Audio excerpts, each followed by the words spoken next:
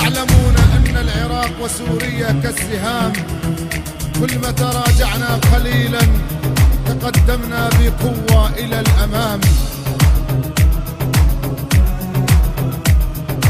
لأجل عيونك لاشرب دم يا العراقي لا تهتم، السوري سيف بظهرك وقت الشدة يشيل الهم. طبع بينا السوريين ونحب العراقيين، ونظل اخوة مهما صار طول العمر والسنين. الله العراقي والسوري للموت هم اخوة، من يوم الله خالقهم احلى الفزعة والنخوة.